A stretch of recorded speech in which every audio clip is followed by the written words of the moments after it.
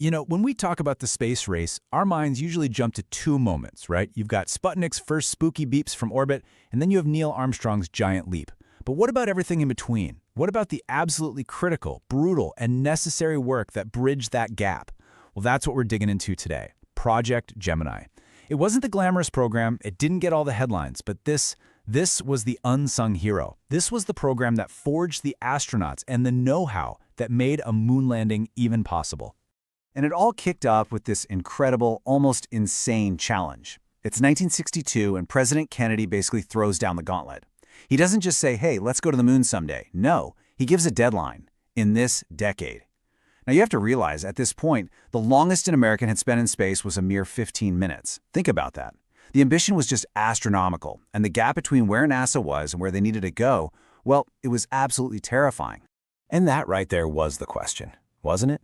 This was so much bigger than just building a more powerful rocket. It was this whole cascade of unknowns, and every single one of them was potentially fatal. Could a human body even survive in space for that long? How on Earth do you navigate? And the big one? How do you get two separate spacecraft to meet up and connect while they're screaming through orbit? Before Apollo could even be a serious thought, NASA had to get answers to these life-or-death questions. So the answer was Project Gemini. You can think of it as the ultimate proving ground, a high-stakes, high-tech schoolhouse orbiting the Earth. The mission here wasn't about planting a flag or getting the glory. Nope. The mission was to systematically, painstakingly figure out how to actually live and, more importantly, work in the vacuum of space. So, NASA basically made a checklist for getting to the moon, a kind of to-do list from hell, and it had 4 non-negotiable items on it. Could you stay up there long enough? Could you find another ship? Could you connect to it? And could you get outside and do work? These 4 things became the absolute heart of the Gemini program. Every single mission was designed as a direct assault on these problems, all to turn scary theories into solid, hard-won experience. All right, so how'd they pull it off? Get this, Gemini flew 10 manned missions in less than 2 years. It was just a relentless, full-throttle assault on those 4 challenges. I mean, we're talking about a period of incredible risk, innovation at a breakneck pace, and some seriously steep learning curves. First item on the list, endurance. Can the human body even take it? Up to this point, nobody really knew. Scientists were genuinely worried that without gravity, your bones could turn brittle or your heart could just fail. And then came Gemini 7.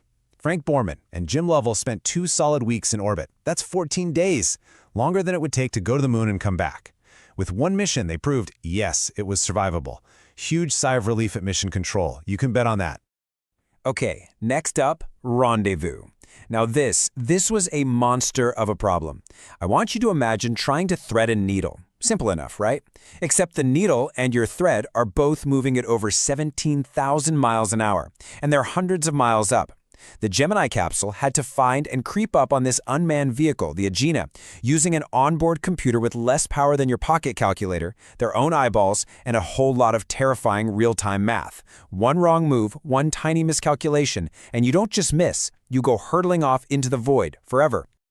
And they did it. It's one of the most brilliant moments in spaceflight history. In December '65, Gemini 7 is already up there on its 2-week marathon mission. Then, NASA launches Gemini 6 to go meet it, and in this just stunning display of piloting, they find each other. They flew in perfect formation, close enough to wave at each other, sometimes just a foot apart. It was the first time 2 crewed spacecraft had ever rendezvoused. It proved that the ridiculously complex orbital ballet required for a moon mission could actually be done. And finally, there was the little problem of working outside the spaceship. It's called Extravehicular Activity, or EVA.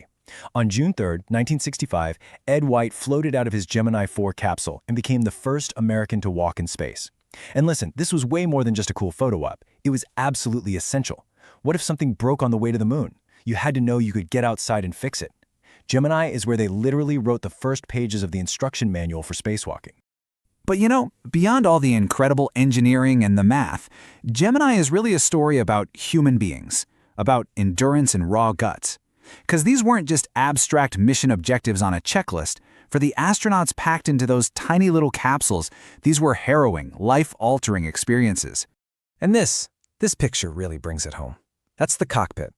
The Gemini capsule had about as much room inside as the front seat of an old Volkswagen Beetle. Just look at that jungle of switches and dials. Now imagine two grown men living in that space, working in that space for up to 2 weeks.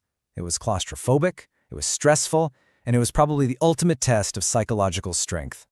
But even in that cramped tin can, the human element always shines through. I love this story. On Gemini 3, astronaut John Young smuggled a corned beef sandwich on board as a prank. This little back and forth with his commander, Gus Grissom, is now the stuff of legend. It's just a perfect, hilarious reminder that these guys, who are pushing the absolute boundaries of what was humanly possible, they were still just people. And the spacewalks? Yeah, they weren't the graceful, slow-motion ballets we see in movies. They were a brutal, exhausting wrestling match with the laws of physics.